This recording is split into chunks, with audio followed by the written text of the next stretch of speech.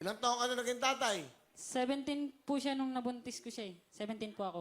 17 ka. Apo. Siya is 14. Apo. Chin, hi Chin. Inyong camera, bati ka muna. Binabati ko nga po pala yung nanay ko, kay Nanay Nena, kay Uncle Ferdy, kay Daddy Boy, sa mama ko na nasa Japan, sa kapatid ko, tsaka sa mama ng asawa ko. Hello po, I love you. Okay, teka. Asan mama mo? Nasa Japan po, hindi ko po totaling mama yun, Kuya Half Vin. lang, half mother lang. Adopted niya po ako. Adopted ka. Asan yung tunay mong nanay? Lapit ka sa mic. Hindi ko po alam eh. Pinanganak ka lang, hindi mo kilala nanay mo. Tatay mo. Hindi rin. Okay, Ayun, tanong ko, Chin. Ilang taon ka nang ikaw ay nanganak? 14 po. 14 ka. So, 13 years old. 14 din po, Kuya Bill. Bali, ano po kasi yon, March po ako nabuntis, tapos December po ako nanganak.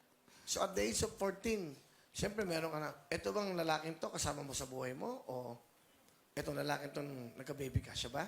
Ang Opo. tatay? Opo. So, Siya po. magkasal ba kayo? Hindi po. Hindi pa po. Saan mo siya nakilala? Bali, ano po, Bill, maglaban po kami sa dance competition dati. Tapos, hindi ko po alam na yung pinapasukan ko pong school, doon din po siya nag-aaral.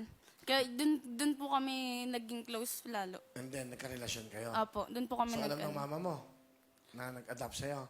hindi. Nung una po, hindi niya po alam na may boyfriend ako. Kaya po, Hindi, nung nabuntis ka, opo, ano po paano kasi mo yun, na-explain? ano po, nung nalaman ko po na buntis ako, 1 month po yun, na nagpiti kami. Tapos, ginawa ko po, so sobrang takot ko po kasi hindi ko alam kung Oo. Maata ka pa eh, 14 years old. 13, okay lang, okay lang. O tapos, Nagyaman lang po ako ng sulat kasi wala po sila doon eh, ni Daddy. Sila na lang po yung nagsabi doon sa umadap po sa akin na ganun. Sabi niya, lumayas na daw ako. Siyempre, yung natakot po ako eh. Kaya ginawa ko po, nung dinala ko na po lahat ng gamit ko pagkatapos ko po iwan yung sulat na yun. Tapos dumiretso na po ako doon sa boyfriend ko po. Kasi dun, alam ko po, tinanggap ka naman ng pamilya niya. opo, tinanggap naman po niya ako. Tinanggap po Mabuti nila naman. ako. Pakilala mo. Sige. Pinapakilala ko nga po palang napaka-cute at napakasipag kong asawa, si June! Hello, magandang hapon po kayo, Will. Ilang taon ka na? 21 po. Bata. Ilang taon ka na naging tatay? 17 po siya nung nabuntis ko siya eh. 17 po ako. 17 ka. Apo. Siya is 14. Apo. So, itong anak nyo. Yan, ang cute eh. Sige, ano gusto mo sabihin sa nanay na anak mo? Pasensya ka na kung nasira ko yung kinabukasan mo. Kasi Kuya Will, dapat nung March siya nabuntis, August, pupunta na siya ng Japan. Kasi pinaiba yung pangalan niya eh. Doon nabuntis ko siya. Parang nagalit sa kanya yung mga kasama niya sa buhay. Tinakwil po siya. Kaya po ngayon, parang gusto ko sabihin na salamat. Kasi kahit ganyan yung nangyari sa atin, ikaw pa rin yung pinili ko. Kasi nasa isip ko Kuya Will dahil 17, parang ako, gusto ipalaglag yung bata eh. Kasi wala pa ako sa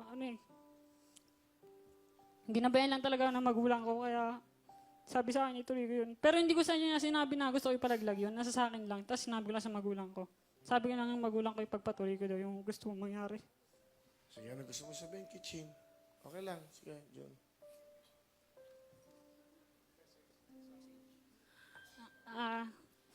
Kahit na mahirap lang tayo, tuloy pa rin ang buhay kasi ito na yung sinimulan natin eh. Kaya tatapusin natin ito na masaya. Mahal na mahal kita.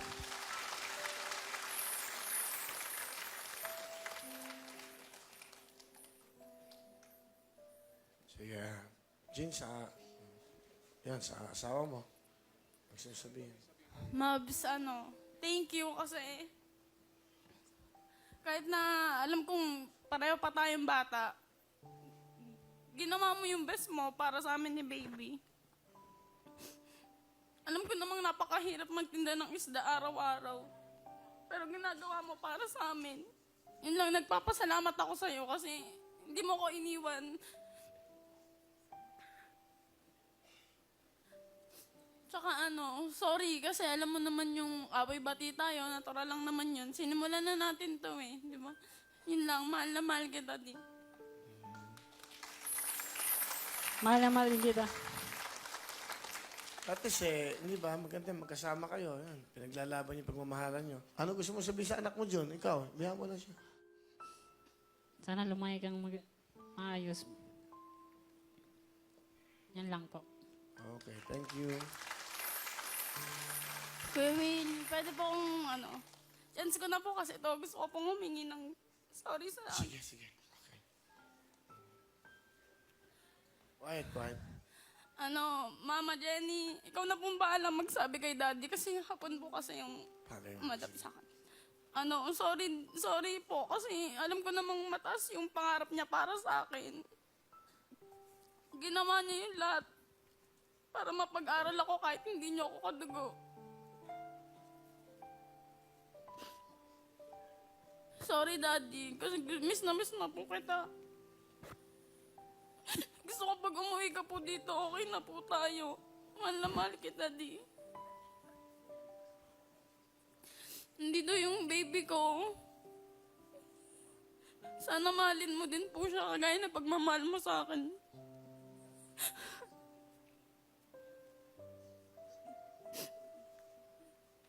Alam kong mahirap para sa'yo tanggapin na yung ginawa ko. Pero wala na po ako magagawa. Nandito na po. Sorry, Daddy. Sorry po talaga. Alam po, mahal na mahal ko po kayo. Sa anak mo, ano gusto mo sabihin? Ayan. Baby, I love you. Mahal na mahal ka ni Mami.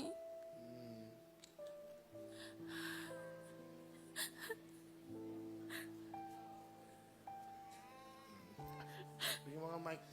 Bulaga. Bulaga. Ayaw. Lapit mo nga dito sa ano. Halika.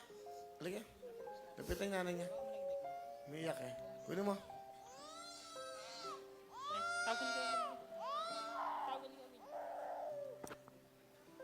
Sa akin, hindi sa akin.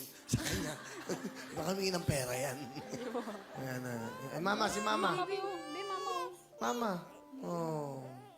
Diyos kong babata niyo pa. Oh. Ano ba?